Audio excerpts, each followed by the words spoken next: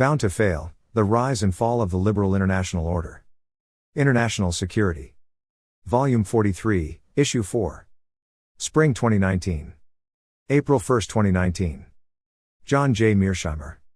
John J. Mearsheimer is the R. Wendell Harrison Distinguished Service Professor of Political Science at the University of Chicago. Narrated by Skeptical Waves. Abstract. The liberal international order, erected after the Cold War, was crumbling by 2019. It was flawed from the start and thus destined to fail. The spread of liberal democracy around the globe, essential for building that order, faced strong resistance because of nationalism, which emphasizes self-determination. Some targeted states also resisted U.S. efforts to promote liberal democracy for security-related reasons. Additionally, problems arose because a liberal order calls for states to delegate substantial decision-making authority to international institutions and to allow refugees and immigrants to move easily across borders.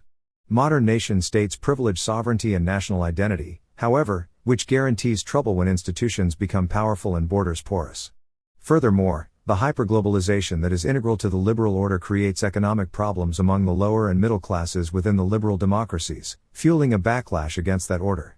Finally, the liberal order accelerated China's rise, which helped transform the system from unipolar to multipolar. A liberal international order is possible only in unipolarity. The new multipolar world will feature 3 realist orders, a thin international order that facilitates cooperation, and 2 bounded orders, one dominated by China, the other by the United States, poised for waging security competition between them. Introduction.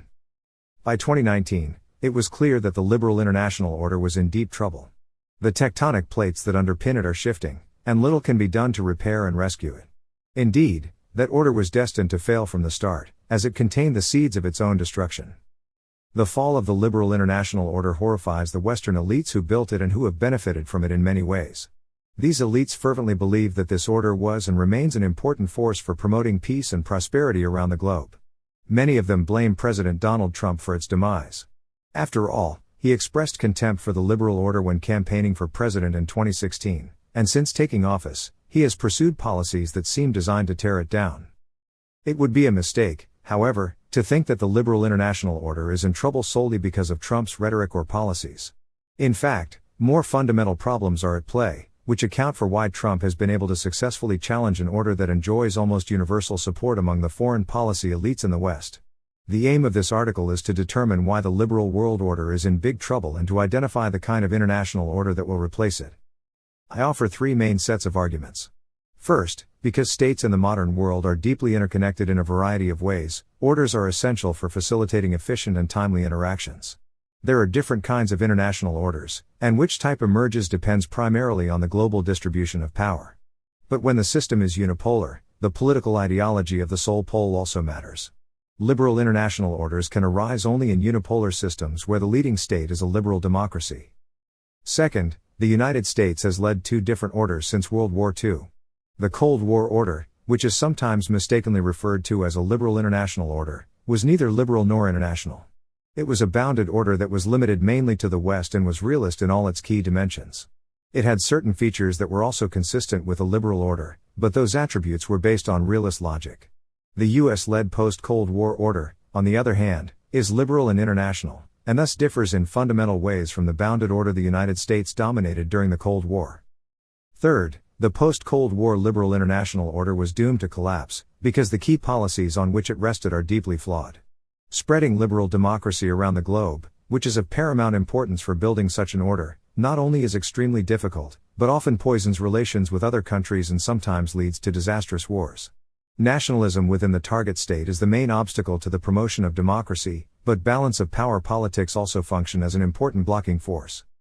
Furthermore, the liberal order's tendency to privilege international institutions over domestic considerations, as well as its deep commitment to porous, if not open borders, has had toxic political effects inside the leading liberal states themselves, including the US unipole. Those policies clash with nationalism over key issues such as sovereignty and national identity. Because nationalism is the most powerful political ideology on the planet, it invariably trumps liberalism whenever the two clash, thus undermining the order at its core. In addition, hyperglobalization, which sought to minimize barriers to global trade and investment, resulted in lost jobs, declining wages, and rising income inequality throughout the liberal world. It also made the international financial system less stable, leading to recurring financial crises. Those troubles then morphed into political problems, further eroding support for the liberal order. A hyperglobalized economy undermines the order in yet another way. It helps countries other than the unipole grow more powerful, which can undermine unipolarity and bring the liberal order to an end. This is what is happening with the rise of China, which, along with the revival of Russian power, has brought the unipolar era to a close. The emerging multipolar world will consist of a realist-based international order, which will play an important role in managing the world economy, dealing with arms control, and handling problems of the global commons such as climate change. In addition to this new international order, the United States and China will lead bounded orders that will compete with each other in both the economic and military realms.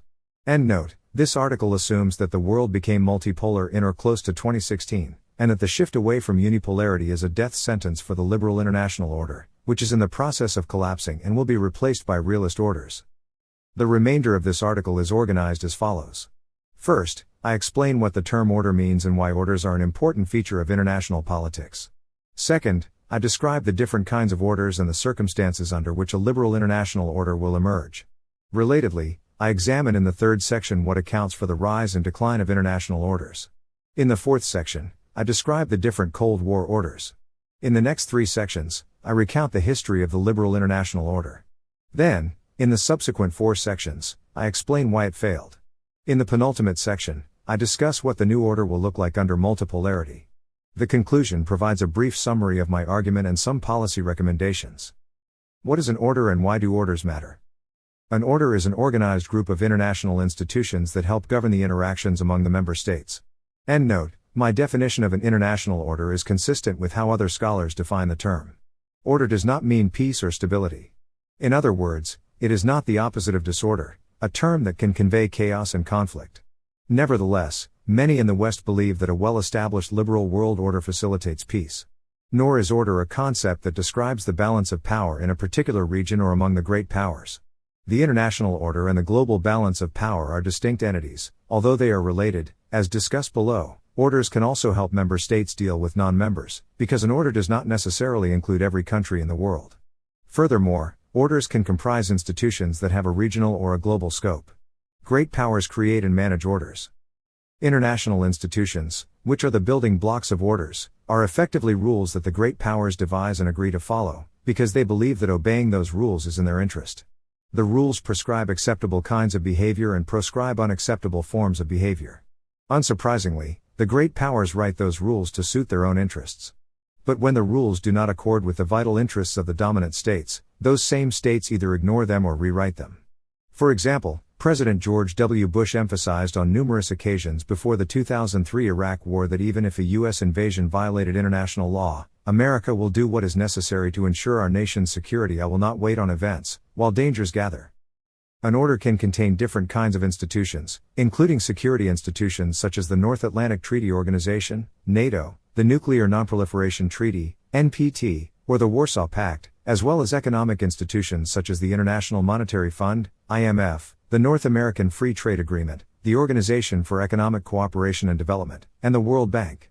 It can also include institutions that deal with the environment, such as the Paris Agreement to tackle climate change, and more multifaceted institutions such as the European Union, EU, the League of Nations, and the United Nations, UN. Orders are indispensable in the modern international system for two reasons. First, they manage interstate relations in a highly interdependent world. States engage in enormous amounts of economic activity, which leads them to establish institutions and rules that can regulate those interactions and make them more efficient. But that interdependence is not restricted to economic affairs, it also includes environmental and health issues. Pollution in one country, for example, invariably affects the environment in neighboring countries, while the effects of global warming are universal and can be dealt with only through multilateral measures. Moreover, deadly diseases do not need passports to cross international boundaries, as the lethal influenza pandemic of 1918-20 made clear. States are also interconnected in the military realm, which leads them to form alliances. To present an adversary with a formidable deterrent or to fight effectively should deterrence break down, allies benefit from having rules that stipulate how each member's military will operate and how they will coordinate with each other. The need for coordination is magnified because modern militaries possess a vast array of weapons, not all of which are compatible with their allies' weaponry.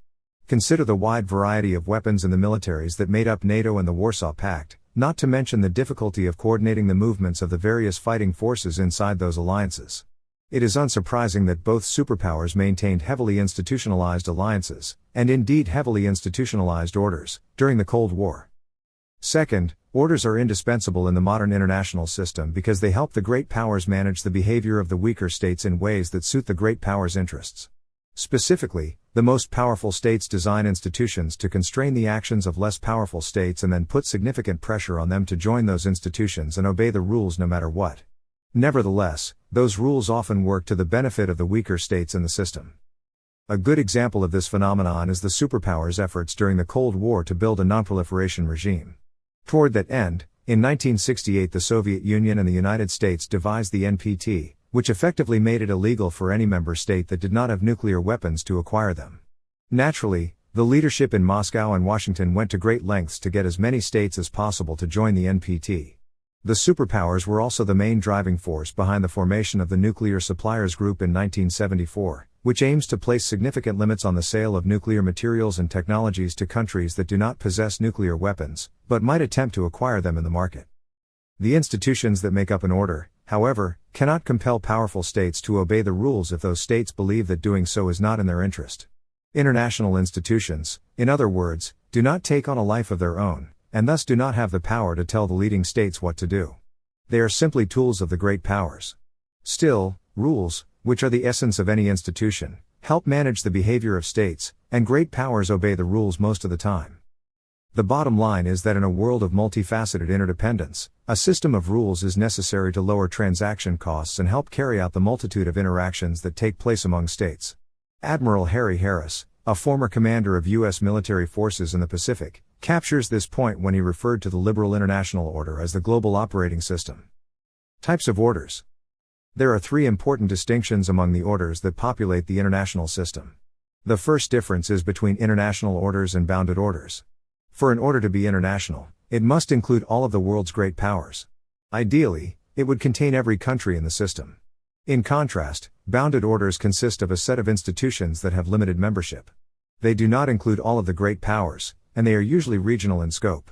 In most cases, they are dominated by a single great power, although it is possible for two or more great powers to form a bounded order, provided at least one great power remains outside of it. In short, international and bounded orders are created and run by great powers. International orders are concerned mainly with facilitating cooperation between states. Specifically, they help foster cooperation either among the great powers in the system or among virtually all the countries in the world. Bounded orders, on the other hand, are designed mainly to allow rival great powers to wage security competition with each other, not to advance cooperation between them. Nevertheless, great powers that lead bounded orders work hard to foster cooperation among the member states, coercing them if necessary. High levels of cooperation within the bounded order are essential for waging security competition with opposing great powers. Lastly, international orders are a constant feature of contemporary international politics, whereas bounded orders are not. Only realist international orders are accompanied by bounded orders. The second major distinction concerns the different kinds of international orders that great powers can organize: realist, agnostic, or ideological, to include liberal. Which order takes hold depends primarily on the distribution of power among the great powers. The key issue is whether the system is bipolar, multipolar, or unipolar. If it is unipolar, the political ideology of the dominant state also matters for determining the kind of international order that forms. In bipolarity and multipolarity, however, the political ideology of the great powers is largely irrelevant. Realist orders. The international order, and the institutions that make it up, will be realist if the system is either bipolar or multipolar. The reason is simple: if there are two or more great powers in the world, they have little choice but to act according to realist dictates and engage in security competition with each other. Their aim is to gain power at the expense of their adversaries, but if that is not possible, to make sure that the balance of power does not shift against them. Ideological considerations are subordinated to security considerations in these circumstances.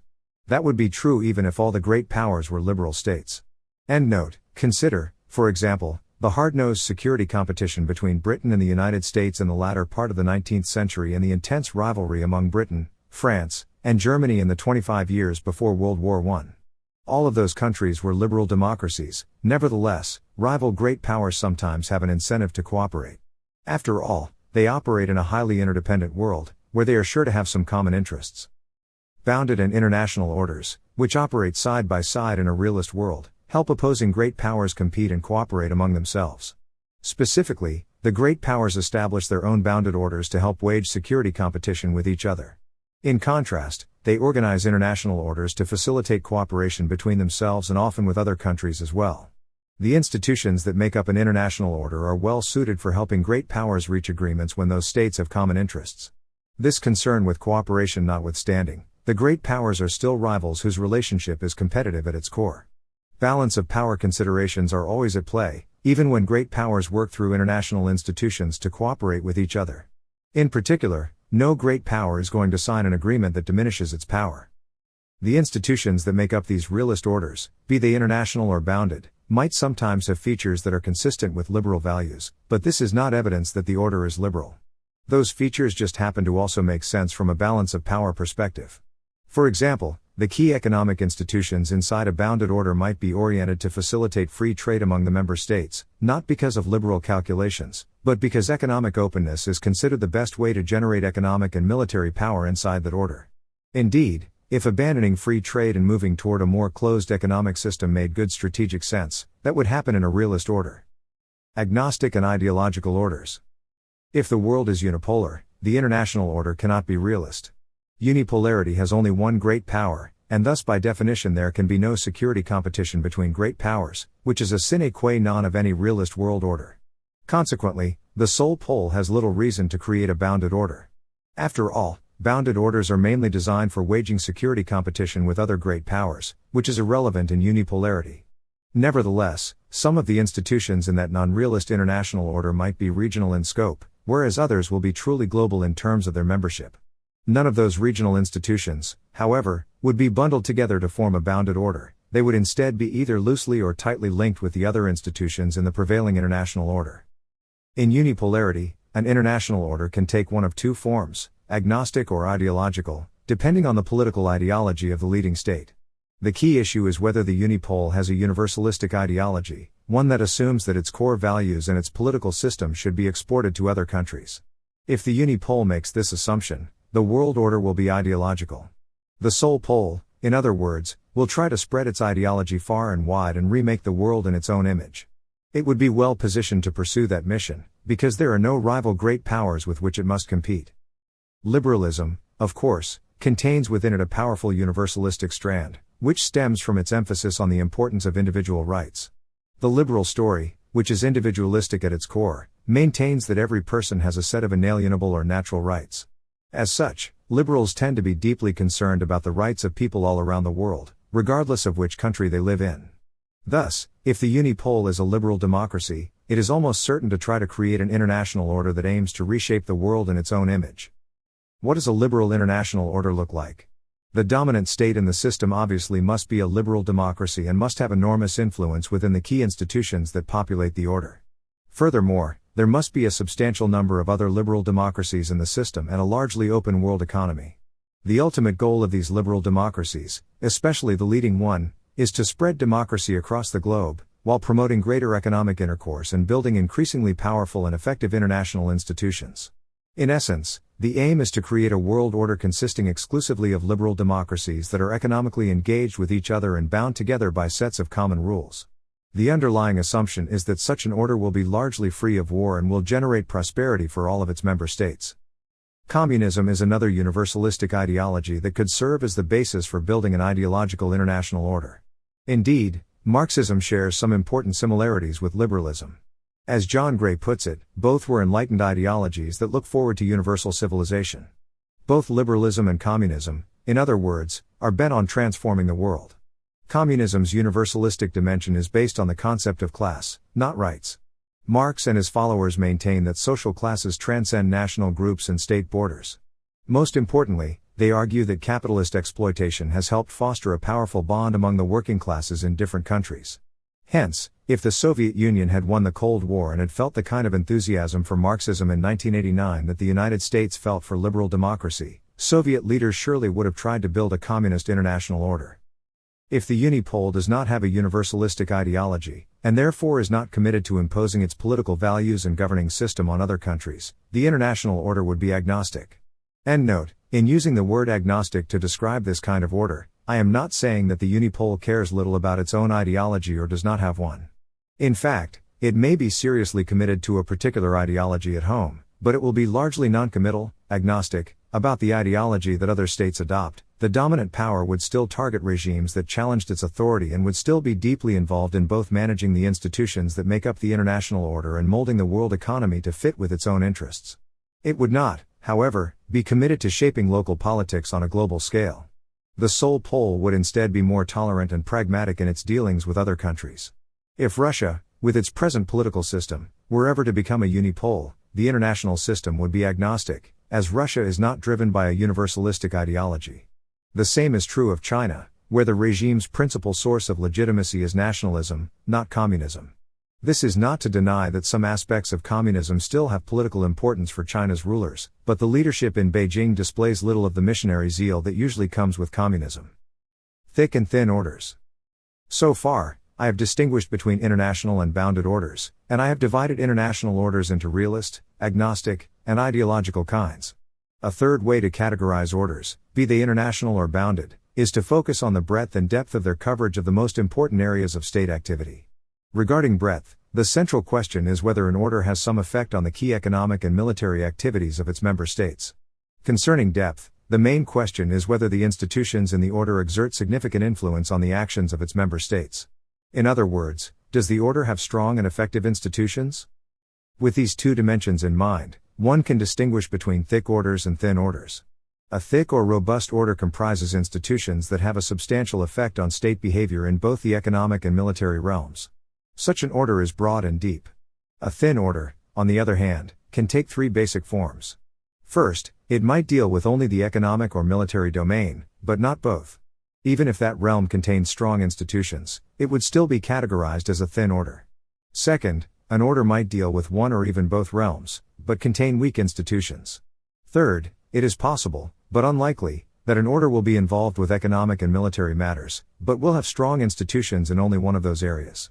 In short, a thin order is either not broad, not deep at all, or deep in only one of the two crucial realms.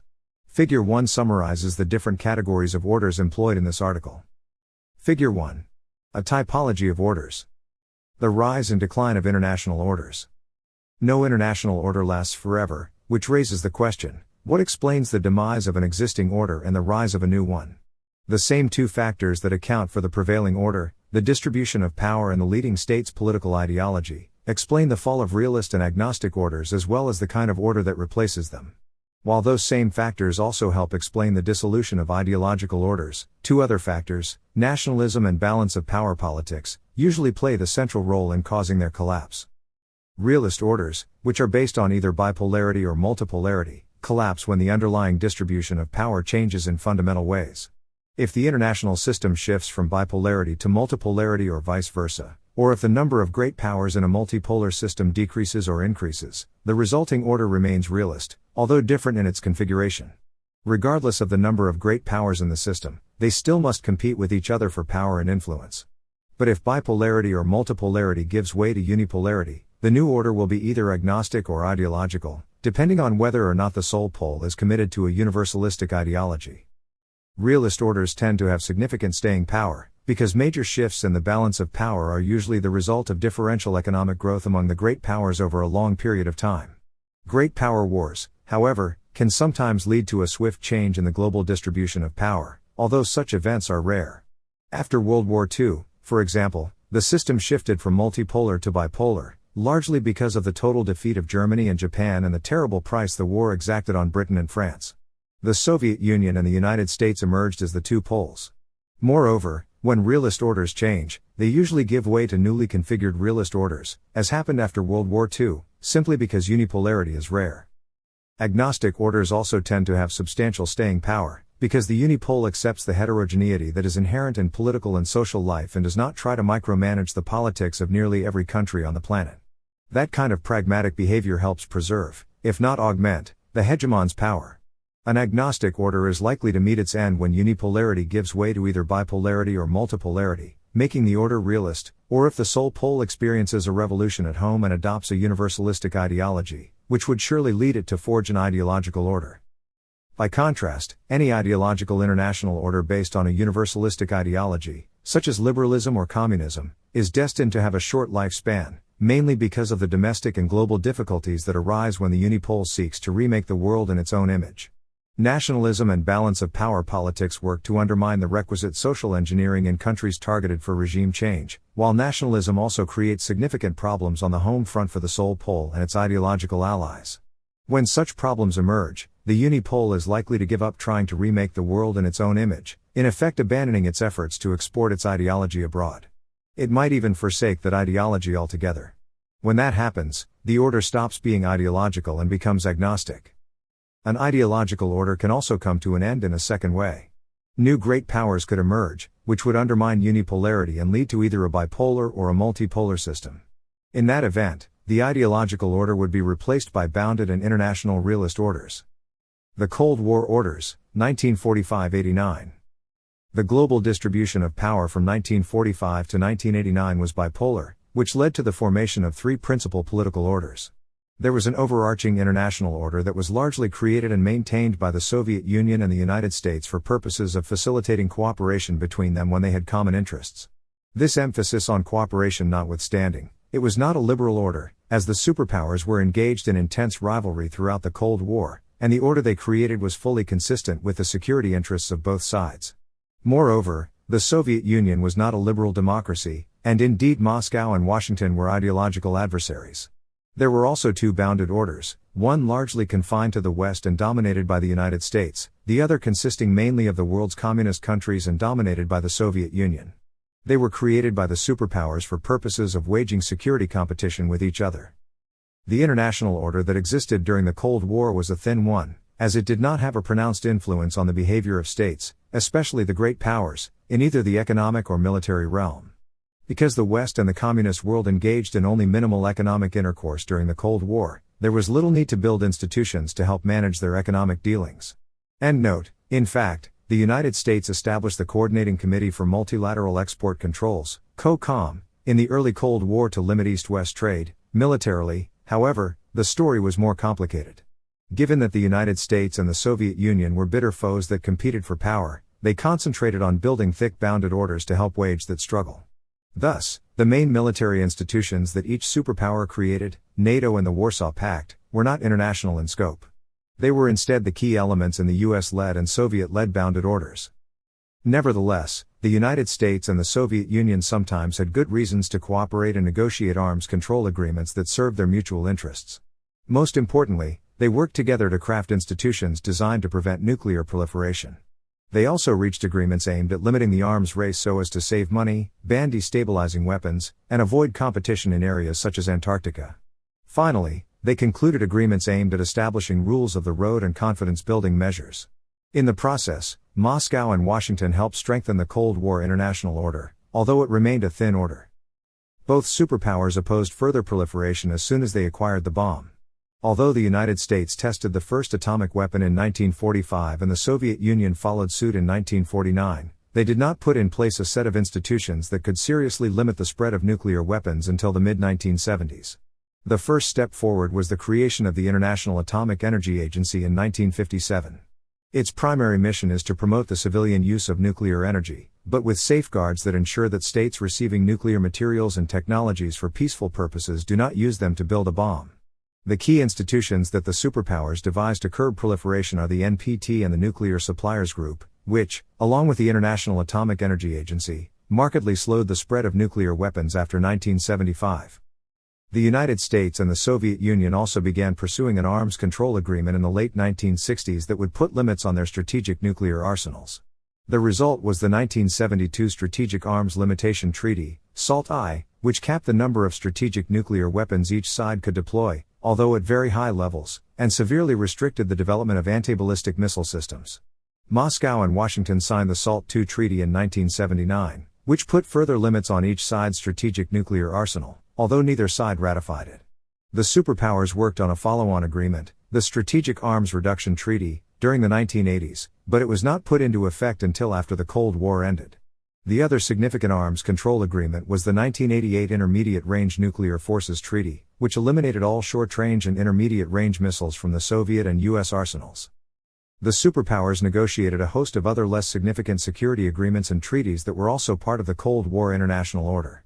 They include the Antarctic Treaty System, 1959, the Partial Test Ban Treaty, 1963, the Moscow-Washington Hotline, 1963, the Outer Space Treaty, 1967, the Seabed Arms Control Treaty, 1971, the U.S.-Soviet Incidents at Sea Agreement, 1972, the Conference on Security and Cooperation in Europe, 1973, the Biological Weapons Convention, 1975, and the Helsinki Accords, 1975. There were some agreements that were reached during the Cold War, such as the UN Convention on the Law of the Sea, which was signed in 1982, but not ratified and put into effect until 1994, 5 years after the Cold War ended. The UN was probably the most visible institution in the Cold War international order, but it had little influence on the behavior of countries around the world, mainly because the rivalry between the superpowers made it almost impossible for that institution to adopt and enforce consequential policies. In addition to this thin international order, the superpowers each built a thick bounded order to help wage the Cold War. The Soviet-led order included institutions that dealt with economic, military, and ideological matters. The Council for Mutual Economic Assistance, Comecon, for example, was established in 1949 to facilitate trade between the Soviet Union and the Communist states in Eastern Europe. The Warsaw Pact was a military alliance founded in 1955 to counter NATO after NATO's member states decided to invite West Germany to join the alliance. The pact also helped Moscow keep its Eastern European allies in line. Finally, the Soviets created the Communist Information Bureau in 1947 as a successor to the Communist International. Both were designed to coordinate the efforts of communist parties around the world, mainly for the purpose of allowing the Soviets to purvey their policy views to their ideological brethren. The Communist Information Bureau was dissolved in 1956. The bounded Western order was dominated by the United States, which shaped it to suit its own interests. It encompassed a host of economic institutions such as the IMF, 1945, the World Bank, 1945, the General Agreement on Trade and Tariffs, GATT, 1947, the Coordinating Committee for Multilateral Export Controls, COCOM, 1950, and the European Community, EC, 1950. As well as NATO on the security front. Although the liberal United States dominated this bounded order, which also included a number of other liberal democracies, it was a realist order from top to bottom. Its primary mission was to create a powerful West that could contain and ultimately defeat the Soviet Union and its allies. This emphasis on security notwithstanding, generating prosperity was an important end in itself for the countries in this bounded order. Moreover, there were some aspects of this realist order that are compatible with liberal principles. For instance, there is little doubt that ceteris paribus U.S. policymakers preferred dealing with democracies to authoritarian states. But promoting democracy always yielded when it conflicted with the dictates of balance of power politics. The United States did not preclude non-democracies from joining NATO or throw out countries that abandoned democracy once they joined, as the cases of Greece, Portugal, and Turkey illustrate. Moreover, although Washington tended to favor economic policies that encouraged free trade and investment among the order's members, those policies were guided foremost by strategic considerations. As Joanne Gowa notes, that the East-West conflict drove the United States to merge the high politics of security and the low politics of trade is a theme that emerges repeatedly in the work of those scholars who both defined and developed the subfield of international political economy. In fact, the Dwight Eisenhower administration, which generally believed that free trade is the best way to create economic and military might, was prepared in the mid-1950s to allow the EC to become a closed economic bloc, that is, to undermine free trade, because it thought that an illiberal arrangement of this kind would make Western Europe a more powerful partner in the Cold War.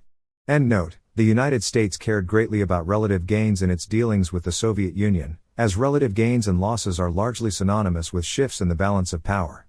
But Washington paid little attention to relative gains when dealing with its West European allies and focused instead on maximizing their absolute gains, not because U.S. policymakers were motivated by liberal thinking, but because the more powerful U.S. allies were, the better suited they were to help contain the Soviet Union. Furthermore, the Marshall Plan was motivated mainly by strategic considerations. And as Sebastian Rosado shows, power politics underpin the making of the EC, the forerunner of the EU. The Liberal International Order, 1990 to 2019. After the Cold War ended and the Soviet Union collapsed, the United States was by far the most powerful country in the world. The unipolar moment had arrived, which meant that most of the constraints that arise from security competition between great powers were gone. Moreover, the thick Western order that the United States had created to deal with the Soviet Union remained firmly intact, while the Soviet order quickly fell apart. Comecon and the Warsaw Pact dissolved in the summer of 1991, and the Soviet Union collapsed in December 1991. Unsurprisingly, President George H.W. Bush decided to take the realist Western order and spread it across the globe, transforming it into a liberal international order. The institutions that had made up the thin Cold War-era international order, the UN and the various arms control agreements, would be incorporated into what Bush called the New World Order. This remarkably ambitious endeavor enjoyed the enthusiastic support of the liberal democracies in East Asia and especially Western Europe, although there was never any doubt that the United States was in charge. As Bush put it in 1990, there is no substitute for American leadership. Or as Secretary of State Madeleine Albright and President Barack Obama liked to say, the United States is the indispensable nation. In essence, Bush and his successors in the White House were bent on creating a new international order that was fundamentally different from the Western order that had existed during the Cold War. Specifically, they were committed to transforming a bounded realist order into an international liberal order. End note. The one important similarity between the new liberal international order and the bounded realist Western order is that both represent thick orders. Indeed, Bill Clinton made it clear when he ran for president in 1992 that his predecessor's concept of a new world order was not ambitious enough. Creating a liberal international order involved three main tasks. First, it was essential to expand the membership in the institutions that made up the Western order, as well as erect new institutions where necessary. In other words, it was important to build a web of international institutions with universal membership that wielded great influence over the behavior of the member states. Second, it was imperative to create an open and inclusive international economy that maximized free trade and fostered unfettered capital markets. This hyper-globalized world economy was intended to be much more ambitious in scope than the economic order that prevailed in the West during the Cold War. Third, it was crucial to vigorously spread liberal democracy around the world, a mission that was frequently shortchanged when the United States was competing for power with the Soviet Union. This goal was not the United States alone, its European allies generally embraced this undertaking as well. End note, Europe's enthusiasm for this mission is reflected in the policies of the Organization for Security and Cooperation in Europe, OSCE. These three tasks, of course, are directly tied to the principal liberal theories of peace, liberal institutionalism, economic interdependence theory, and democratic peace theory. Thus, in the minds of its architects, constructing a robust, sustainable liberal international order was synonymous with creating a peaceful world. This deep-seated belief gave the United States and its allies a powerful incentive to work assiduously to create that new order. Integrating China and Russia into it was especially important for its success, because they were the most powerful states in the system after the United States. The goal was to embed them in as many institutions as possible, fully integrate them into the open international economy, and help turn them into liberal democracies. NATO expansion into Eastern Europe is a good example of the United States and its allies working to turn the bounded Western order into a liberal international order. End note, enlarging NATO was actually the core element in a broader strategy that also included expanding the European Union and promoting the so-called color revolutions in Eastern Europe to spread democracy. One might think that moving NATO eastward was part of a classic deterrence strategy aimed at containing a potentially aggressive Russia. End note, some analysts made this argument after the Ukraine crisis broke out in February 2014. For example, Steven Sestanovich claims that today's aggressive Russian policy was in place in the early 1990s and that power calculations undergirded U.S. policy toward Russia, to include NATO expansion, from that point forward. NATO enlargement, from this perspective, is a realist policy. The available evidence, however, contradicts this interpretation of events. Russia was in no position to take the offensive in the 1990s, and although its economy and military improved somewhat after 2000, hardly anyone in the West saw it as a serious threat to invade its neighbors, including Ukraine, before the February 2014 crisis. In fact, Russia had few large-scale combat units on or near its western border, and no serious Russian policymaker or pundit talked about conquering territory in Eastern Europe. Thus, it is unsurprising that U.S. leaders rarely invoke the threat of Russian aggression to justify NATO expansion. But it was not, as the West's strategy was geared toward liberal ends. The objective was to integrate the countries of Eastern Europe, and maybe, one day, Russia as well, into the security community that had developed in Western Europe during the Cold War. There is no evidence that its chief architects, Presidents Clinton, Bush, and Obama, thought that Russia might invade its neighbors and thus needed to be contained, or that they thought Russian leaders had legitimate reasons for fearing NATO enlargement. This liberal approach to NATO expansion is reflected in how the Clinton administration sold that policy to the US and West European publics. For example, Deputy Secretary of State Strobe Talbot argued in 1995 that embedding the countries of Eastern Europe in NATO, as well as the European Union, was the key to producing stability in that potentially volatile region. Enlargement of NATO, Talbot argued, would be a force for the rule of law both within Europe's new democracies and among them. Moreover, it would promote and consolidate democratic and free market values, which would further contribute to peace. The United States based its policy toward China in the post-Cold War period on the same liberal logic. For example, Secretary of State Albright maintained that the key to sustaining peaceful relations with a rising China is to engage with it, not try to contain it the way the United States had sought to do with the Soviet Union during the Cold War.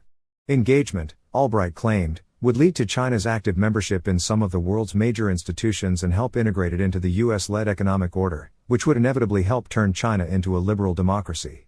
China would then be a responsible stakeholder in the international system, highly motivated to maintain peaceful relations with other countries. The Bush Doctrine, which was developed over the course of 2002 and used to justify the March 2003 invasion of Iraq, is a third example of a major U.S. policy aimed at building a liberal international order. In the wake of the September 11, 2001, terrorist attacks, the Bush administration concluded that winning the so-called global war on terror required not only defeating al-Qaeda, but also confronting countries such as Iran, Iraq, and Syria. The administration's key operating assumption was that the regimes in these purported rogue states were closely tied to terrorist organizations such as al-Qaeda, were bent on acquiring nuclear weapons, and might even give them to terrorists. Endnote. President Bush said shortly before the invasion of Iraq in March 2003 that the greatest danger in the war on terror is outlaw regimes arming with weapons of mass destruction. The best way to deal with proliferation and terrorism, the administration reasoned, was to turn all the countries in the greater Middle East into liberal democracies, which would transform that region into a giant zone of peace, thereby eliminating the twin problems of proliferation and terrorism. Endnote. One might think that NATO expansion, U.S. efforts to turn China into a liberal democracy, and the Bush Doctrine are all evidence of untethered realism that unipolarity made possible. This conclusion would be wrong, however. It is clear from the discourse in policymaking circles and within the foreign policy establishment that these policies were motivated by liberal theories and that the United States and its allies in the West were firmly committed to building a liberal international order that would transcend balance of power politics. Almost all realists, it is worth noting, oppose NATO expansion, the Iraq War, and the Bush Doctrine. Moreover, they favored emphasizing containment over engagement in dealing with China. If the United States had been guided by realist logic in the aftermath of the Cold War, it would have sought to create an agnostic international order and pursued the policies advocated by realist thinkers. The world has a clear interest in the spread of democratic values, President Bush declared, because stable and free nations do not breed the ideologies of murder. They encourage the peaceful pursuit of a better life. It appeared to many observers in the early 1990s that the United States was well situated to construct a liberal international order. It had abundant experience building and running the Western order during the Cold War, and it was remarkably powerful compared to its potential rivals. China was in the early stages of its rise, and Russia was in a state of complete disarray, which remained the case throughout the 1990s. This huge power advantage meant that the unipole could largely ignore realist dictates and act according to liberal principles, which was impossible during the Cold War. It also meant that the United States could coax or coerce other states into following its edicts. And of course, there was always the possibility that Washington would use force to get its way. Finally, the United States and its allies had abundant legitimacy in the years immediately after the Cold War ended. Not only did they win that protracted conflict, but there seemed to be no viable alternative to liberal democracy, which looked like the optimal political order for the foreseeable future. It was widely believed in the West at the time that eventually almost every country in the world would become a liberal democracy, a belief that led Francis Fukuyama to conclude that this might be the end of history. Moreover, the wide array of international institutions that had helped produce abundant prosperity in the West during the Cold War appeared to be ideally suited to take globalization to the next step. In essence, it looked like the United States was well positioned to pursue liberal hegemony, a foreign policy that called for building a world order based on liberal principles.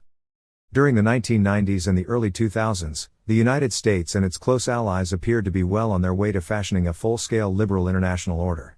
There were certainly problems, but generally speaking the emerging order was working nicely. Few people expected that it would begin to unravel a few years into the new millennium, but that is what happened. The Golden Years, 1990 to 2004. Efforts by the United States and its allies to integrate China and Russia into the order's key economic institutions after the Cold War ended were generally successful. Russia joined the IMF and the World Bank in 1992, although it did not join the World Trade Organization, WTO, until 2012. China had been a member of the IMF and the World Bank since 1980, when it took Taiwan's place in those institutions. China joined the WTO in 2001. Despite a minor crisis over Taiwan in 1997, Beijing and Washington were otherwise on good terms throughout the 1990s and early 2000s. Engagement appeared to be working. Relations between Moscow and Washington also fared well during this period. The story in Europe was also positive. The 1992 Maastricht Treaty was a major step in promoting European integration, and in 1999 the euro made its debut, which was widely seen as evidence that the EU had a bright future. Furthermore, the early waves of EU and NATO expansion into Eastern Europe occurred with few problems, although Russian policymakers made their opposition clear. Finally, both Czechoslovakia and the Soviet Union broke apart peacefully. Yugoslavia did not, however, resulting in wars over Bosnia and Kosovo, which the United States and its NATO allies were slow to respond to and bring to an end. But a cold peace was eventually imposed on the Balkans by 1999. Developments in the Greater Middle East were more mixed, but even there it appeared that the region was slowly but steadily being incorporated into the liberal international order. Israel and the Palestine Liberation Organization signed the Oslo Accords in September 1993, giving hope that the two sides might find a peaceful solution to their conflict by the end of the decade. The United States, operating with the UN Security Council mandate, led a broad coalition of allies to a stunning military victory over Iraq in early 1991, liberating Kuwait, significantly weakening Iraq's military, and exposing Saddam Hussein's secret nuclear weapons program, which was then shut down. Nevertheless, the Ba'athist regime maintained power. Afghanistan also remained a trouble spot, mainly because the Taliban allowed al-Qaeda to plan its operations there, including the September 11 terrorist attacks, without interference. The events of that day, however, prompted the United States to invade Afghanistan in October 2001 and topple the Taliban, putting in its place a pro-Western regime. Then, in March 2003, the U.S. military conquered Iraq and removed Saddam from power. It appeared by the summer of 2003 that the Bush Doctrine, which aimed to spread democracy across the Greater Middle East, was going to work as intended. Democracy was clearly on the march in the wake of the Cold War, seemingly confirming Fukuyama's claim that there was no viable alternative to it. According to Freedom House, 34% of the countries in the world were democracies in 1986. That figure jumped to 41% by 1996 and then 47% by 2006. On the economic front, hyperglobalization was generating abundant wealth around the globe, although there was a major financial crisis in Asia in 1997-98. In addition, interest was growing in prosecuting human rights violators, leading a prominent scholar to write a book titled The Justice Cascade: How Human Rights Prosecutions Are Changing World Politics.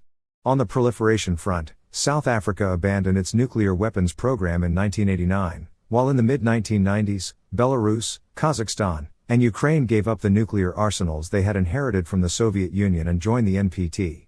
North Korea, which was on its way to developing nuclear weapons in the early 1990s, agreed in 1994 to terminate its program. The United States and its allies did face some setbacks during the 1990s. India and Pakistan tested nuclear weapons in 1998, the Clinton administration suffered policy failures in Somalia, 1993, and Haiti, 1994-95, and it reacted too slowly to the Rwandan genocide in 1994. The United States also failed to end deadly wars in Congo and Sudan, while al-Qaeda grew more dangerous within the confines of Afghanistan. Still, one could make a strong case that enormous progress had been made in a short time in spreading the liberal international order across the globe and that the United States and its allies would eventually be able to integrate troubled countries in Africa and elsewhere into the new order and make further strides in rolling back proliferation. The liberal order goes downhill, 2005-19. Midway through the first decade of the 2000s, serious cracks began to appear in the liberal international order, which have since steadily widened. Consider what has happened in the Greater Middle East. By 2005, it was evident that the Iraq War was becoming a disaster, and the United States had no strategy for stopping the fighting, much less turning Iraq into a liberal democracy. At the same time, the situation in Afghanistan began to deteriorate, as the Taliban came back from the dead and took aim at the US-installed government in Kabul. The Taliban has grown stronger with time, and the war in Afghanistan is now the longest war in US history, lasting longer than the American Civil War, World War I, World War II, and the Korean War combined. Moreover, there is no apparent path to victory for the United States. In addition, Washington and its allies pursued regime change in Libya and Syria, which ended up helping precipitate deadly civil wars in both countries. Furthermore, in the process of helping wreck Iraq and Syria, the Bush and Obama administrations played a crucial role in creating the Islamic State of Iraq and Syria, which the United States went to war against in 2014. The Oslo peace process, which once seemed so promising, has failed, and the Palestinians have virtually no hope of acquiring their own state. With Washington's help, Israeli leaders are instead creating a greater Israel, which, as two former Israeli prime ministers have said, will be an apartheid state. The United States is also contributing to the death and destruction in the civil war in Yemen, and gave its consent when the Egyptian military overthrew a democratically elected government in Egypt in 2013. Far from incorporating the Greater Middle East into the liberal international order, the United States and its allies inadvertently have played a central role in spreading a liberal disorder in that region. Europe, which appeared to be the brightest star in the liberal galaxy during the 1990s, was in serious trouble by the late 2010s. The EU suffered a major setback in 2005 when French and Dutch voters rejected the proposed treaty for establishing a constitution for Europe. Even more damaging was the Eurozone crisis, which began in late 2009 and lingers on. Not only has the crisis exposed the fragility of the euro, but it also created intense animosity between Germany and Greece, among other political problems. To make matters worse, Britain voted in June 2016 to exit the EU, and xenophobic right-wing parties are growing more powerful across Europe. Indeed, fundamentally illiberal views are commonplace among leaders in Eastern Europe. As a January 2018 article in the New York Times put it, the Czech president has called Muslim immigrants criminals. The head of Poland's governing party has said refugees are riddled with disease. The leader of Hungary has described migrants as poison, and Austria's new far-right interior minister suggested concentrating migrants in asylum centers, with all its obvious and odious echoes of World War II. Finally, a civil war began in 2014 in eastern Ukraine that involves Russia, which seized Crimea from Ukraine in March 2014, causing a serious deterioration in relations between Russia and the West. Both sides have built up their military forces in Eastern Europe and routinely engage in military exercises that escalate suspicions and tensions between them. This crisis, which largely resulted from EU and NATO expansion, coupled with the West's efforts to promote democracy in countries such as Georgia and Ukraine, and maybe even Russia itself, shows no signs of ending anytime soon. Given this state of affairs, Moscow is on the lookout for opportunities to sow discord in the West and weaken the EU and NATO. Cracks have also opened up in the transatlantic relationship, especially with Trump's arrival in the White House. Trump is contemptuous of almost all the institutions that make up the liberal international order, including the EU and NATO, which he famously described as obsolete during the 2016 campaign. In a letter sent to European leaders shortly after Trump assumed office, a leading EU policymaker said that the new president posed a serious threat to the EU's future. A few months later, just after Trump moved into the White House, German Chancellor Angela Merkel, a deeply committed Atlanticist, warned that Europe could not depend on the United States the way it once did. Europeans, she said, really must take our fate into our own hands. Transatlantic relations have only worsened since then, and the likelihood of a turnaround in the foreseeable future seems remote. The 2007-08 global financial crisis not only did enormous damage to many people's lives, but it also called into question the competence of the elites who manage the liberal international order. In addition to the deterioration in relations between Russia and the West, there are worrying signs of potential conflict with China, which is determined to change the status quo regarding the East China Sea, the South China Sea, Taiwan, and the China-India border. Unsurprisingly, the United States is now more interested in containing rather than engaging China. In fact, the Trump administration recently said that admitting China into the WTO was a mistake, as Beijing's protectionist policies clearly show that it is unwilling to play by that institution's rules. Finally, the number of liberal democracies has been declining since 2006, reversing a trend that once looked unstoppable.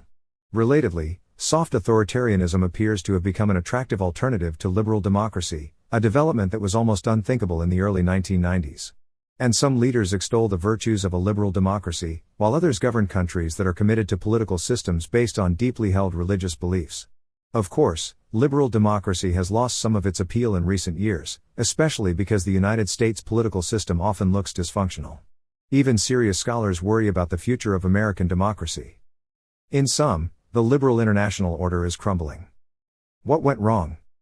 The early successes of the United States and its allies in building a liberal international order notwithstanding, the order contained the seeds of its own ruin. Even if Western policymakers had been wiser stewards of that order, they could not have extended its longevity in any meaningful way. It was doomed to fail because it contained three fatal flaws. First, intervening in the politics of countries to turn them into liberal democracies is extremely difficult, and attempting such ambitious social engineering on a global scale is virtually guaranteed to backfire and undermine the legitimacy of the enterprise itself. Nationalism is almost certain to cause significant resistance inside the countries targeted for regime change. Balance of power politics will also help impede the enterprise in particular cases. States that fear regime change, or other forms of U.S. interference, will band together for mutual support and seek ways to thwart the United States' liberal agenda. Thus, Syria and Iran aided the Iraqi insurgency after the 2003 U.S. invasion, and Russia and China have backed each other economically, militarily, and within international forums such as the UN Security Council. Second, the liberal international order ultimately creates conditions that lead to serious political problems regarding sovereignty and national identity within the liberal democracies themselves, and all the more so when efforts at regime change fail and produce large-scale refugee flows into liberal countries. Again, the principal cause of the problem is nationalism, which is far from dead even in avowedly liberal societies. Third, hyperglobalization has produced significant economic costs for large numbers of people inside the liberal democracies, including the sole pole. Those costs, including lost jobs, declining or stagnant wages, and marked income inequality, have serious domestic political consequences, which further undermine the liberal international order. Moreover, the open international economy helped fuel the rise of China, which, along with Russia's revival, eventually undermined unipolarity, an essential condition for creating a liberal international order. The perils of democracy promotion. The most important requirement for building a liberal international order is to spread liberal democracy far and wide, which was initially seen to be an eminently feasible task. It was widely believed in the West that politics had evolved to the point where there was no sensible alternative to liberal democracy. If so, then it would be relatively easy to create a liberal international order, because spreading liberal democracy around the world would meet little resistance. Indeed, most people would welcome the idea of living in a Western-style democracy, as appeared to be the case in Eastern Europe after the collapse of communism. This endeavor, however, was doomed from the start. To begin, there never has been and never will be universal agreement on what constitutes the ideal political system. One can argue that liberal democracy is the best form of government, but others will invariably favor a different governing system. It is worth remembering that during the 1930s, many people in Europe preferred communism or fascism to liberal democracy. One might then point out that liberal democracy ultimately triumphed over those two isms. Although that is true, the history of the 1930s is a reminder that liberal democracy is not the preordained order of things, and it is not unusual for elites and their publics to opt for alternative political systems. Thus, it should not be surprising that liberal democracies are appearing in Eastern Europe. While China and Russia have embraced authoritarian rule, North Korea is a dictatorship, Iran is an Islamic republic, and Israel increasingly privileges its Jewish identity over its democratic character. Nor should it be surprising that there has never been a time when more than 50% of the countries in the world were liberal democracies. This diversity of opinion about what constitutes the best governing system combines with nationalism to make the process of spreading liberal democracy around the world extremely difficult. Nationalism, after all, is a remarkably powerful political force that places great emphasis on self-determination and sovereignty. Nation-states, in other words, do not want other nation-states telling them how they should order their political system. Thus, trying to impose liberal democracy on a state that prefers an alternative form of government is almost certain to provoke fierce resistance. Fighting losing wars. Trying to build a liberal international order invariably leads to wars against minor powers that aim to turn those targets into liberal democracies. There are significant limits on how much social engineering of this sort great powers can attempt in a bipolar or multipolar system, mainly because they must focus on competing with each other for power and influence. Spreading liberal democracy is of secondary, if not tertiary, importance. Indeed, at times liberal states will seek to prop up authoritarian governments if they are aligned against rival great powers, as the United States did repeatedly during the Cold War. In unipolarity, however, the sole pole is free to go on crusades to make the world more democratic, simply because there are no rival great powers to worry about. Thus, it is unsurprising that the United States has fought 7 wars in the years since the Cold War ended and has been at war for 2 out of every 3 years over that period. Endnote: John Eikenberry maintains that for the United States to sustain a liberal international order, it must pursue a restrained foreign policy. The more that power peeks out from behind these institutions, he writes, the more that power will provoke reaction and resistance. Eikenberry believes that this is not a problem for the United States, however, because it has a unique ability to engage in strategic restraint. But he is wrong. Liberal hegemons such as the United States are highly aggressive and adopt especially ambitious agendas, because that is what is required to create a liberal international order. Such wars, however, regularly fail to achieve their objective. The U.S. effort to use military force to bring about democracy has been focused primarily on the Greater Middle East, where it has led to one failure after another. U.S. military forces invaded Afghanistan, 2001, and Iraq, 2003, with the intention of turning them into liberal democracies. The occupying forces not only failed to achieve that goal, but they also ended up precipitating bloody wars that did enormous damage to political and social life in those two countries. The main reason for this dismal record is that large-scale social engineering in any society is difficult, but it is especially daunting in a foreign country whose political leadership has just been toppled from power.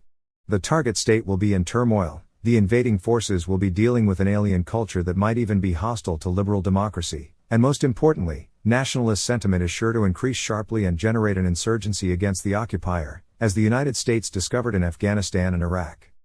Although these failures eroded public support for the liberal international order and cast doubts on the competence of its leaders, they did not stop the sole pole from trying to spread liberal democracy by military means, overextending itself even further. Instead, it looked for less costly ways to accomplish that task, which effectively meant giving up on conquering and occupying non-democracies and employing different strategies to bring down authoritarian leaders.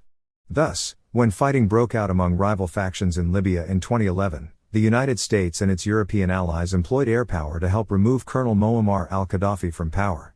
But the Western powers had no way of turning Libya into a functioning state, much less a liberal democracy, with or without troops on the ground.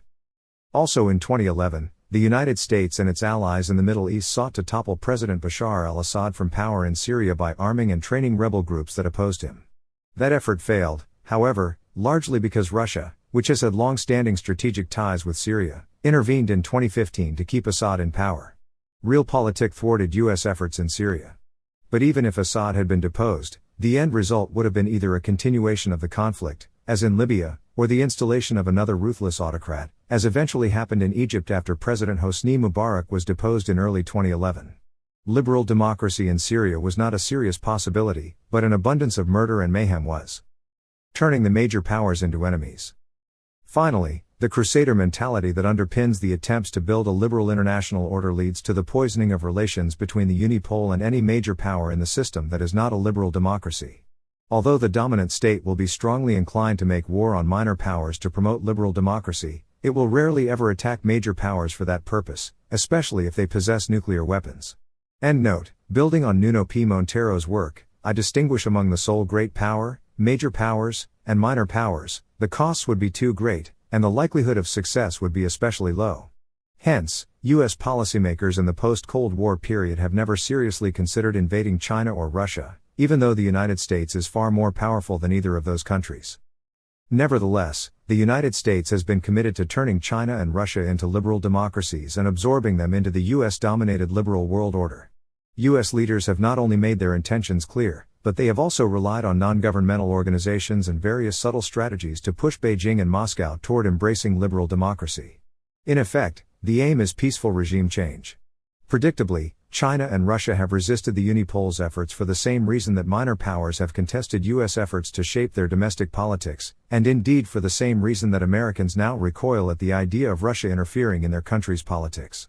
In a world in which nationalism is the most powerful political ideology, self-determination and sovereignty matter hugely for all countries. China and Russia have also resisted the spread of the liberal order for realist reasons, because it would allow the United States to dominate the international system economically, militarily, and politically. Neither Beijing nor Moscow, for example, wants U.S. military forces in its neighborhood, much less on its borders. Thus, it is hardly surprising that China talks about pushing the U.S. military out of the Western Pacific and that Russia has long been deeply opposed to EU and NATO expansion into Eastern Europe. Indeed, moving those institutions toward Russia eventually led to the Ukraine crisis in 2014. That ongoing conflict has not only poisoned relations between Russia and the West, but it has incentivized Moscow to find ways to weaken both the EU and NATO. In short, both nationalist and realist calculations cause the two major powers in unipolarity to contest the unipole's efforts to build a robust liberal international order. Turning the liberal democracies against the liberal order. Building a robust liberal international order eventually causes serious political troubles inside the liberal democracies themselves, because the accompanying policies clash with nationalism. Those problems on the home front, which come in two forms, work to eventually undermine the order itself. To begin with, liberal states believe strongly in the virtues of international institutions, which leads them to delegate more and more authority to the institutions that make up the order. That strategy, however, is widely seen as evidence that those states are surrendering sovereignty. One can argue about whether those liberal countries are actually giving up sovereignty, but there is no question that they are delegating the authority to make some important decisions to those institutions, which is likely to cause serious political trouble in a modern nation-state. End note. I define sovereignty as the supreme authority to make decisions for a political organization. I believe that sovereigns can delegate the authority to make certain decisions to international institutions without surrendering supreme authority, which is the essence of sovereignty. This process describes what has transpired in the European Union. Sovereigns can also take back the authority they have delegated. Moreover, I do not think that sovereignty is divisible. After all, nationalism privileges self-determination and sovereignty, and thus it is fundamentally at odds with international institutions that make policies that decidedly affect their member states. The cumulative effect of such expansions of international authority, Jeff Colgan and Robert Keohane write, is to excessively limit sovereignty and give people the sense that foreign forces are controlling their lives. The intensity of this problem will depend on how much power and influence the relevant institutions wield over their member states. Of course, the institutions that make up a liberal world order are designed to have a profound effect on the behavior of their member states. This institutional influence inevitably raises concerns about a democratic deficit. Voters in those countries come to think that the distant bureaucrats who make decisions that matter greatly for them are inaccessible and unaccountable. There is clear evidence of this phenomenon at play across Europe. Consider the 2016 vote in favor of Brexit. Given the huge impact the EU has on its members' policies, it is unsurprising that one of the principal reasons a majority of British citizens voted for Brexit is because they thought that their country had surrendered too much authority to Brussels and that it was time to reassert British sovereignty. In particular, many Britons believed that Britain had lost control of its economic policy, which was undermining democratic accountability. EU bureaucrats in Brussels, who were not elected by Britons, were seen to be the key architects of British economic policy and other policies as well. Thus, the authors of an important study on Brexit write, regaining sovereignty, taking back control, was a major theme in the 2016 referendum. Fears in the West about surrendering sovereignty were not limited to the EU. As Robert Kuttner points out, with the blossoming of hyperglobalization in the 1990s, the IMF and the World Bank mutated into the opposite of the roles imagined at Bretton Woods. They became instruments for the enforcement of classical laissez-faire as a universal governing principle. Unsurprisingly, concerns about sovereignty have played an important role in recent U.S. politics. In particular, Trump ran for president on a platform that emphasized America first, and he harshly criticized all the key institutions that make up the liberal international order, including the EU, the IMF, and the World Bank. The liberal international order also adopts policies that clash with national identity, which matters greatly to people all around the world, including those in the United States and Western Europe. At its core, liberalism is an individualistic ideology that places great weight on the concept of inalienable rights. This belief, which says that every individual on earth has the same set of basic rights, is what underpins the universalistic dimension of liberalism. This universalistic or transnational perspective stands in marked contrast to the profound particularism of nationalism, which is built on the belief that the world is divided into discrete nations, each with its own culture. Preserving that culture is best served by having one's own state, so that the nation can survive in the face of threats from the other. End note, liberalism also has an important particularist dimension to it, which is more in line with nationalism and which should discourage liberal states from trying to remake the world in their own image. Specifically, liberalism places a high premium on tolerance, mainly because it is based on the sound assumption that it is impossible to reach universal agreement about first principles. Thus, one might expect liberal states to work out a modus vivendi with non-liberal states and not try to create a world populated solely by liberal democracies. When it comes to international politics, however, the universalistic strand of liberalism tends to trump the particularistic strand, which means liberal states tend to be intolerant toward other kinds of political systems.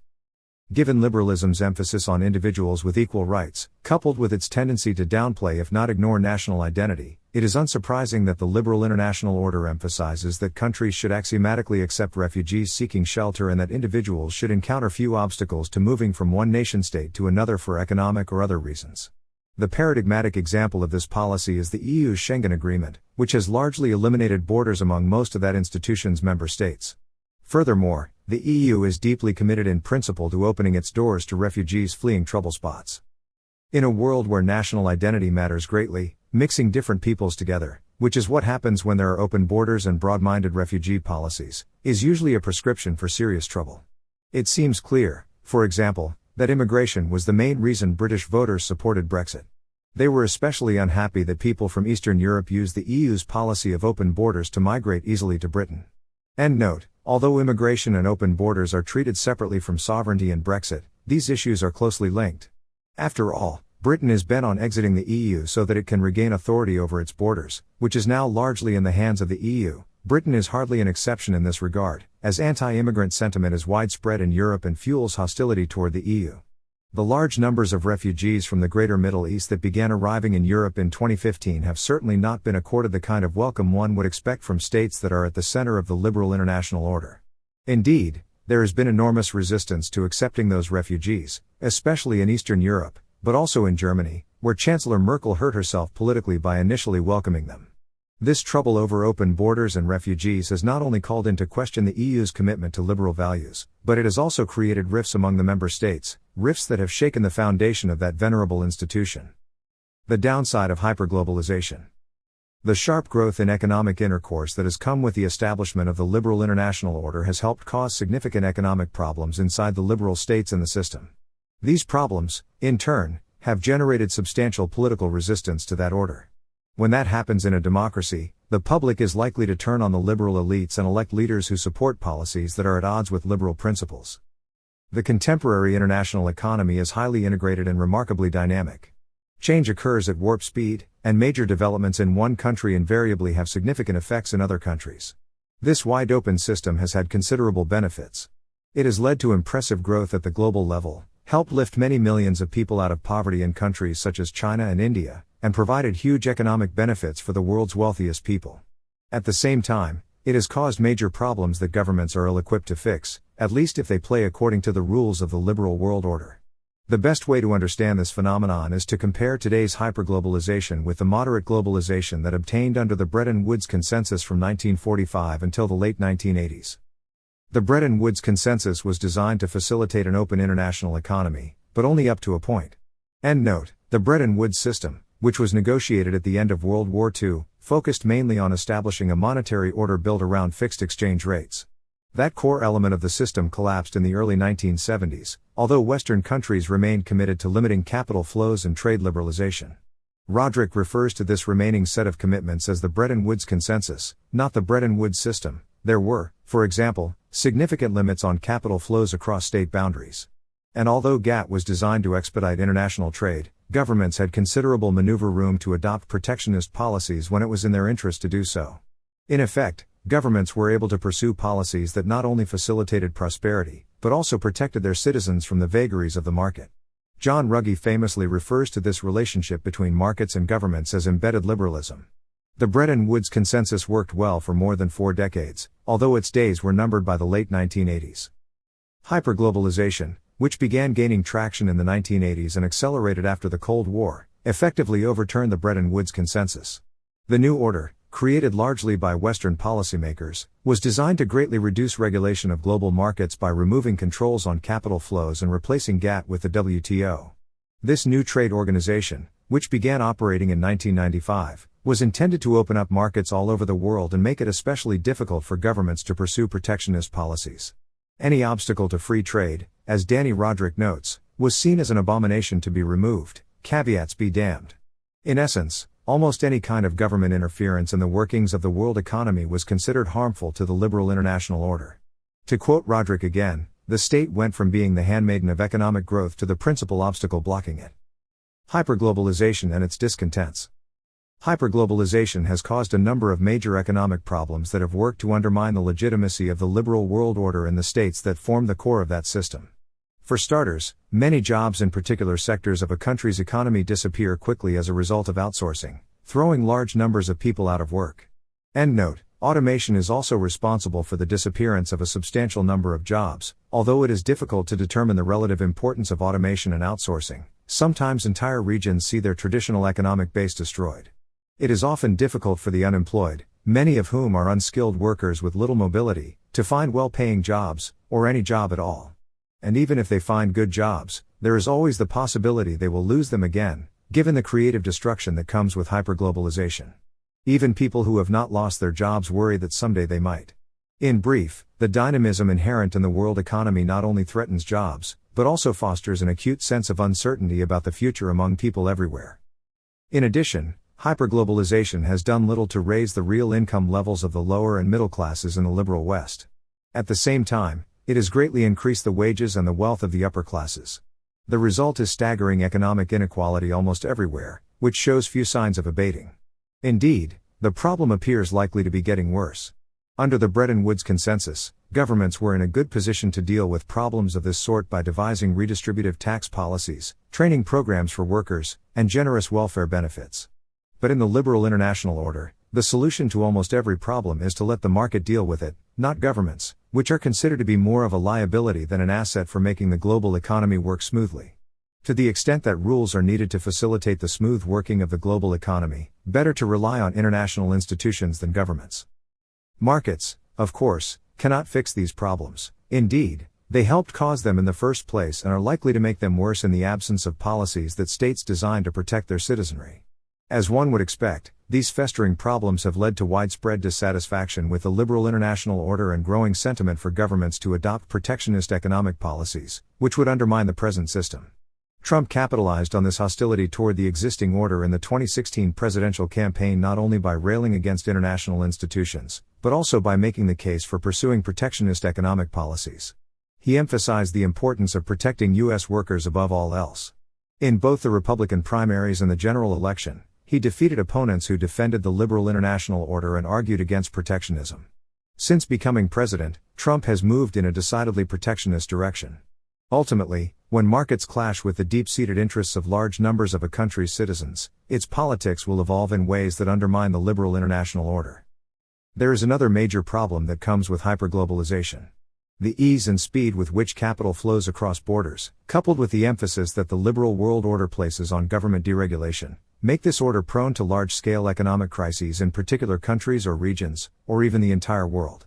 Periods of high international capital mobility, Carmen Reinhart and Kenneth Rogoff Wright, have repeatedly produced international banking crises. In fact, there have been a number of crises since hyperglobalization began taking root in the late 1980s.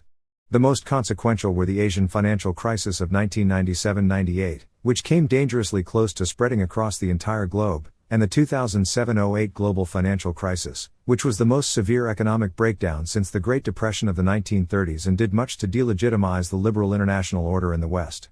Given the continuing mobility of capital, more crises of this sort will likely occur, further weakening the present order and perhaps even bringing it crashing down. A few words are in order regarding the euro, which is a key feature of the liberal international order, even though it is part of a strictly European institution.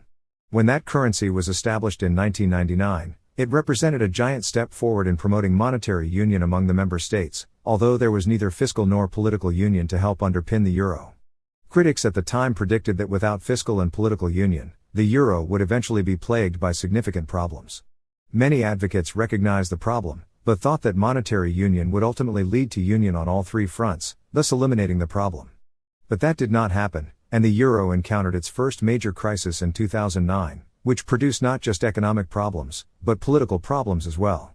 The crisis and the ensuing attempts to solve it brought hard-edged nationalist sentiment to the surface in Europe. The EU had great difficulty dealing with the Eurozone crisis, but the problems were eventually solved by massive bailouts from institutions such as the European Central Bank and from the US government, although not before significant political damage was done to the EU. More importantly, however, the EU has not made significant movement toward fiscal and political union, which means that the fix is temporary and that more crises are likely in the years ahead, which will further undermine not only the EU, but the liberal international order more generally. The rise of China.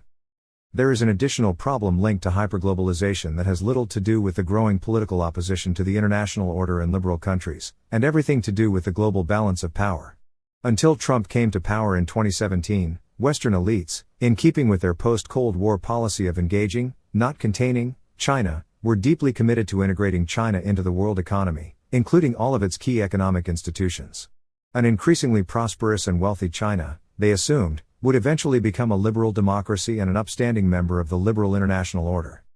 What the architects of that policy did not realize, however, is that by helping accelerate Chinese growth, they were actually helping undermine the liberal order, as China has rapidly grown into an economic powerhouse with significant military capability. In effect, they have helped China become a great power, thus undercutting unipolarity, which is essential for maintaining a liberal world order. This problem has been compounded by the resurgence of Russia, which is once again a great power, although clearly a weak one. With the rise of China and Russia's comeback, the international system has become multipolar, which is a death knell for the liberal international order. To make matters worse, neither China nor Russia has become a liberal democracy.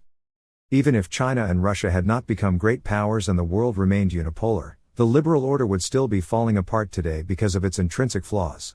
The election of Donald Trump, who sharply and frequently criticized all the key elements of the post-Cold War order during his presidential campaign, is evidence of how much trouble it was in by 2016. Thus, if the international system had remained unipolar, the liberal world order would have devolved into an agnostic order under President Trump, as realist orders have no place in unipolarity. There is certainly no evidence that he is committed to refashioning the existing liberal order. Indeed, he appears bent on wrecking it. With or without China, the liberal international order was destined to fail, because it was fatally flawed at birth. Summary. The various causal processes described above have all played an important role in subverting the liberal international order. Although each one has a distinct logic, they have often operated synergistically. For example, the negative effects of hyperglobalization on the lower and middle classes have combined with the nationalist resentment over immigration and the sense of lost sovereignty to fuel a strong populist backlash against the principles and practices of the liberal order. Indeed, that anger has often been directed at the liberal elites who have benefited from the order and who vigorously defend it. That resentment, of course, has had significant political consequences. It has caused deep political divisions in the United States and other Western democracies, led to Brexit, helped put Trump in the White House, and fueled support for nationalist leaders around the world. Where are we headed? One might acknowledge that the liberal international order is in terminal decline, but argue that it can be replaced with a more pragmatic version, one that avoids the excesses of the post-Cold War order. This more modest liberal order would pursue a more nuanced, less aggressive approach to spreading liberal democracy, reign in hyperglobalization, and put some significant limits on the power of international institutions. The new order, according to this perspective, would look something like the Western order during the Cold War, although it would be global and liberal, not bounded and realist. This solution is not feasible, however, because the unipolar moment is over, which means there is no chance of maintaining any kind of liberal international order for the foreseeable future. Furthermore, President Trump has no intention of pursuing a liberal light world order, and without his support, that option is a non-starter. But even if Trump were not an obstacle and the international system were to remain unipolar, the United States would fail if it lowered its sights and attempted to construct a less ambitious liberal order. Indeed, it would end up building an agnostic international order instead. It is impossible to build a meaningful liberal global order with modest or more passive policies. The enterprise requires too much social engineering in too many places. If it has any chance of succeeding, I think it has none. The liberal unipole and its allies must relentlessly pursue highly ambitious global policies, which is why the United States and its liberal partners acted the way they did in the wake of the Cold War. That approach, however, is now politically infeasible because of past failures. Consequently, the liberal democracies have no choice but to take small steps here and there to remake the world in their own image, while adopting a live and let live approach toward most countries in the world. That humble approach would effectively produce an agnostic order. But that is not going to happen, because the system is multipolar and great power politics are once again at play. Thus, the key question is, what kinds of realist orders will dominate the landscape in the new multipolar world? The new realist orders. There are likely to be three different realist orders in the foreseeable future, a thin international order and two thick bounded orders, one led by China, the other by the United States. The emerging thin international order will be concerned mainly with overseeing arms control agreements and making the global economy work efficiently. It is also likely to pay more serious attention than in the past to problems relating to climate change. In essence, the institutions that make up the international order will focus on facilitating interstate cooperation.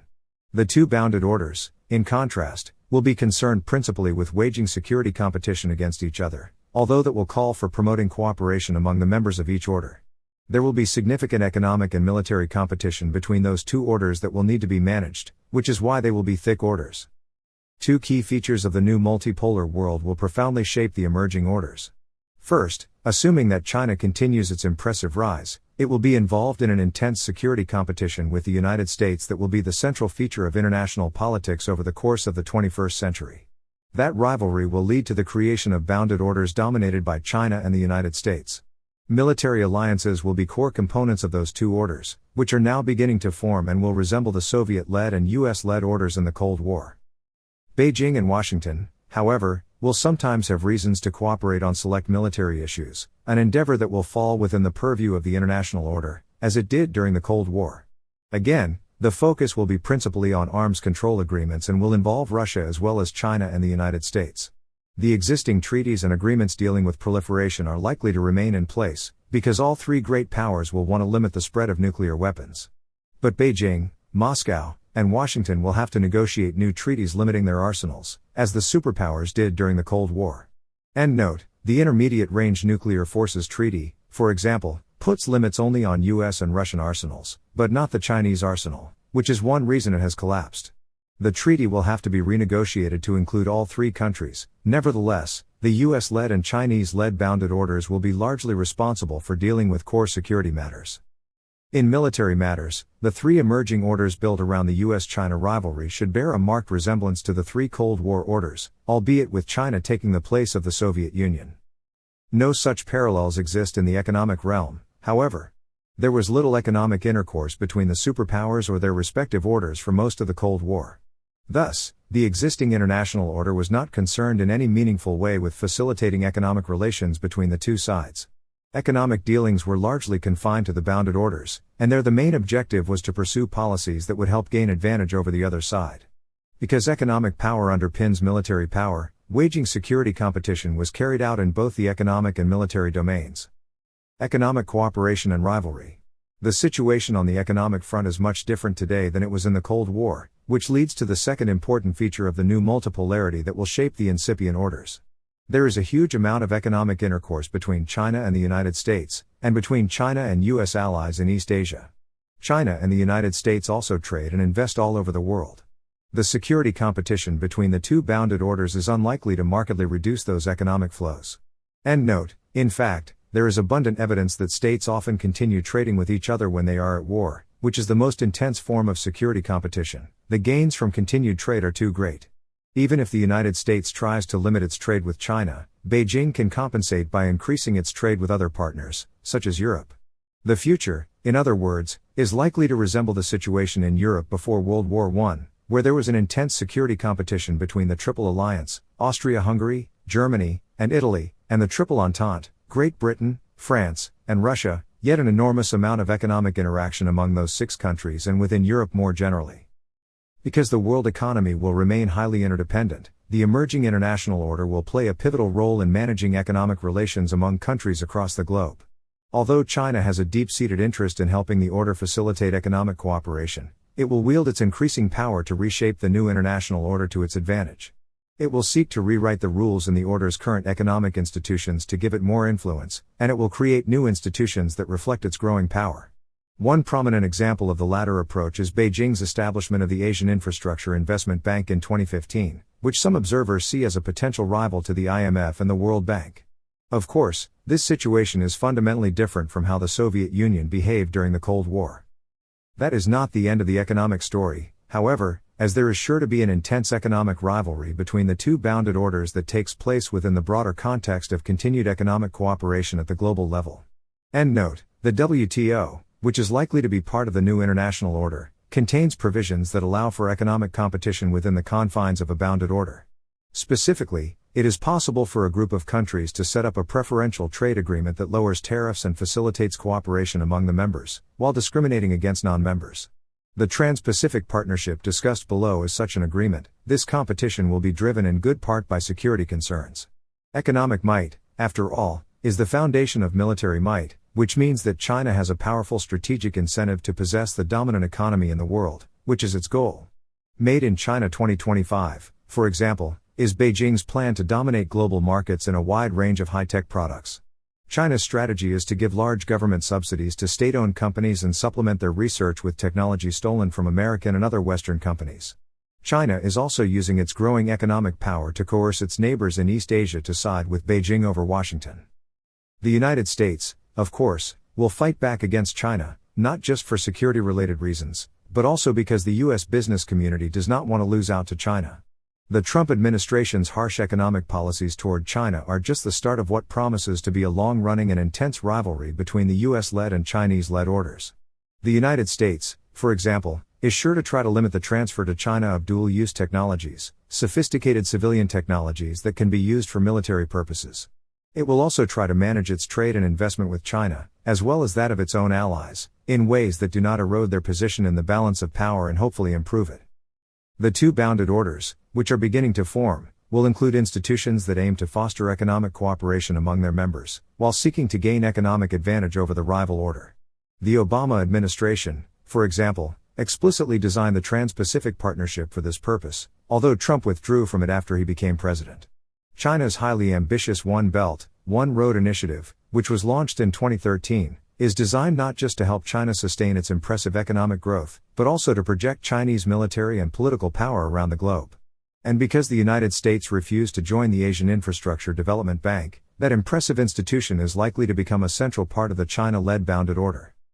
In short, the rivalry between the China-led and US-led bounded orders will involve both full-throated economic and military competition, as was the case with the bounded orders dominated by Moscow and Washington during the Cold War.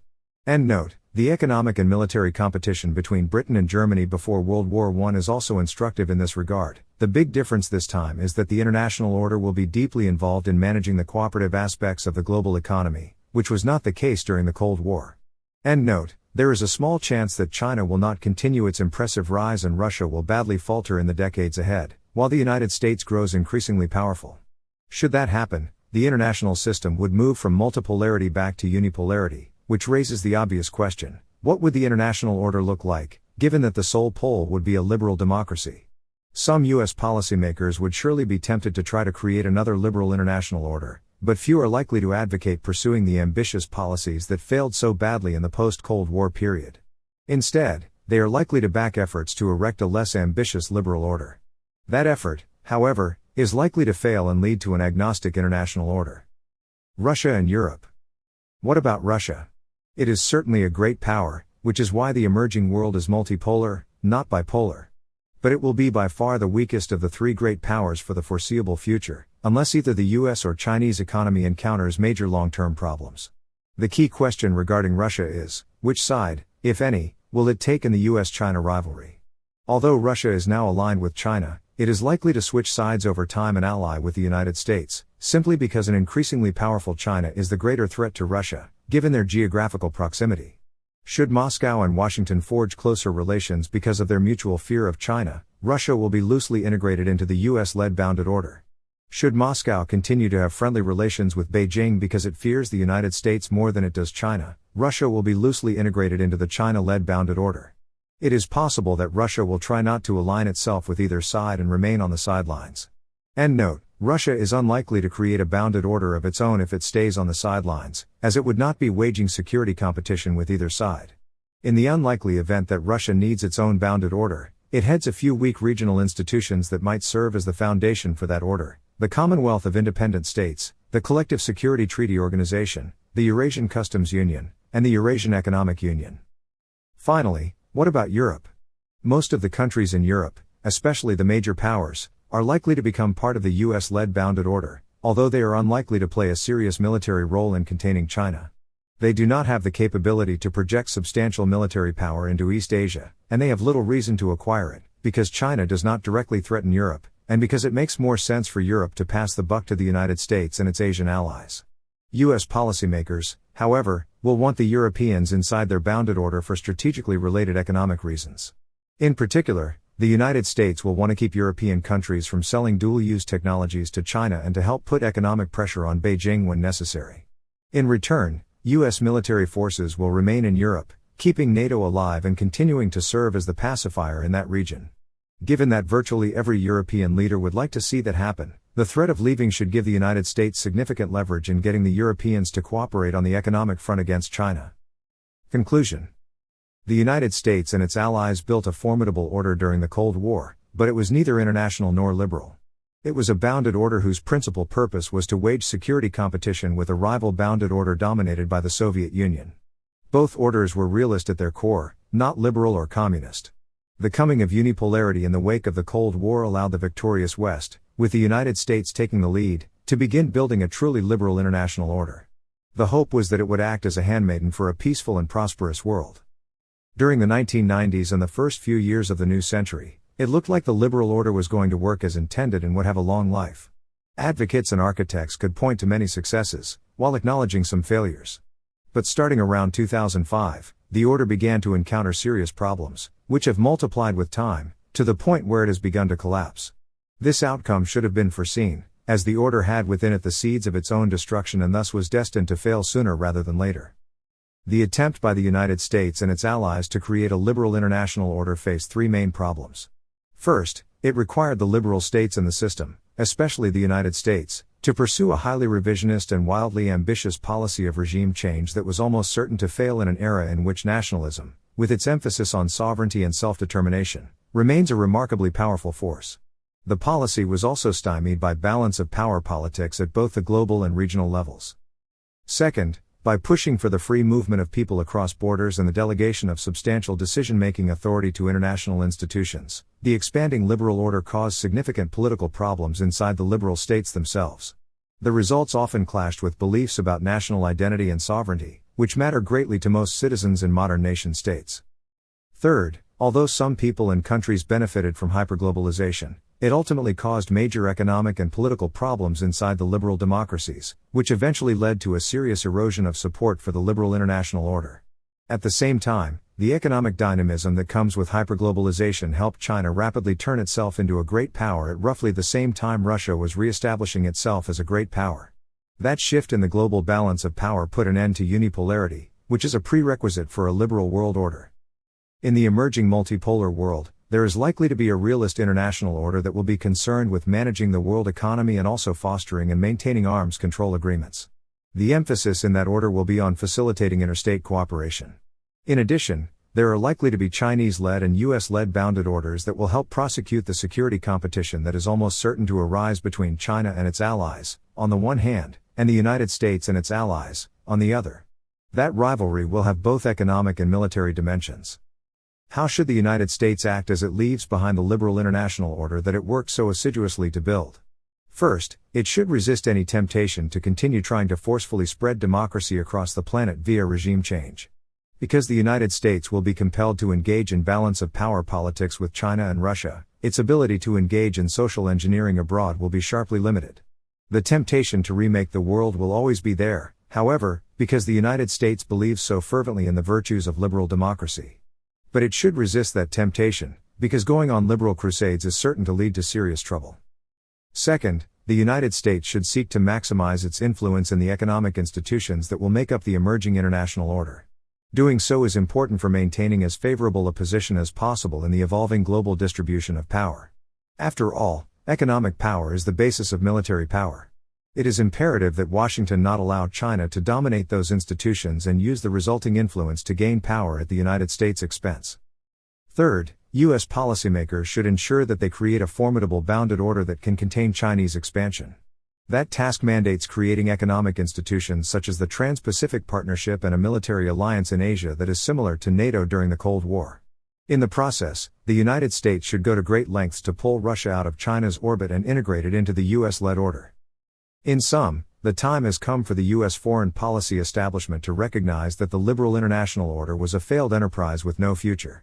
The orders that will matter for the foreseeable future are realist orders that must be fashioned to serve the United States' interests. Acknowledgements. The author is grateful to Olafur Björnsson, Joshua Bune, Michael Desch, Charles Glazer, Nicholas Gilt, Jack Jacobson, Robert Keohane, DeYoung Lee, Jennifer A. Lind, Nuno Montero, Paul Post, Barry Posen, Barak Tan, an anonymous reviewer, and especially Eliza Georgi, Maria Grinberg, Sebastian Rosado, and Stephen Walt for their incisive comments. He also thanks the many individuals who offered insightful comments when he presented earlier versions of this article at the European Council on Foreign Relations in Berlin, the Notre Dame International Security Center, and the Program on International Security Policy at the University of Chicago.